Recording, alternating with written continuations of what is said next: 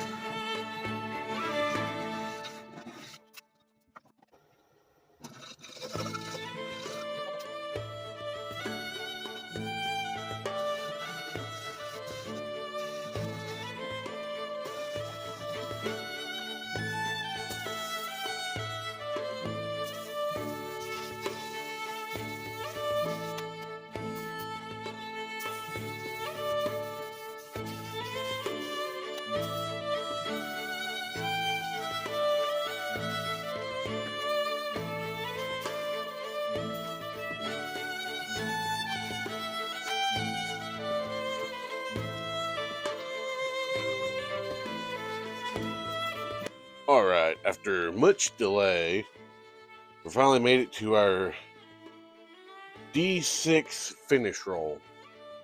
And after the 2 weeks I've had, please be something good. Do not disappoint me, please. 5 beeswax and mineral oil. Couldn't have asked for a better finish. Thank you.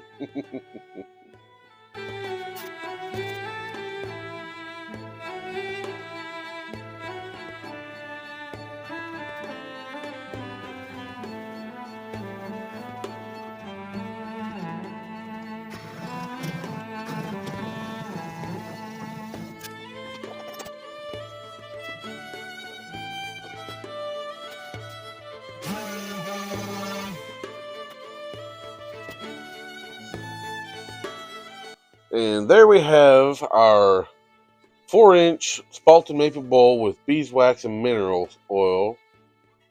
And for for being a 2-week project and causing quite a bit of headache, I'm actually rather proud of how this one turned out.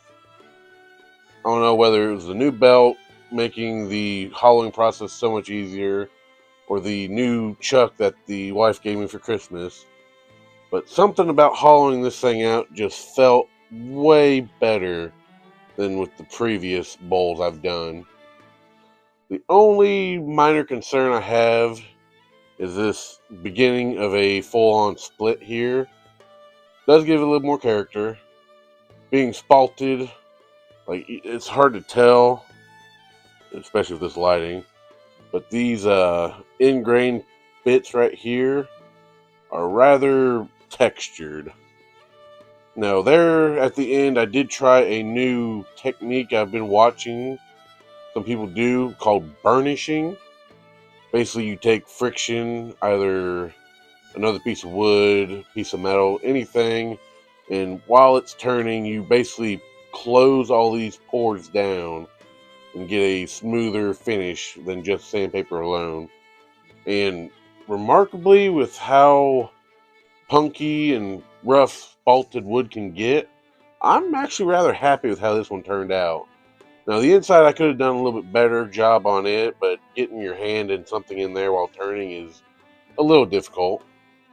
But overall, I got to give this a solid 8 out of 10 for how long it took and a few blemishes I see with it. But let me know what you guys think of it.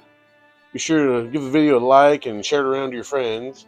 And I will see you guys next time. Bye.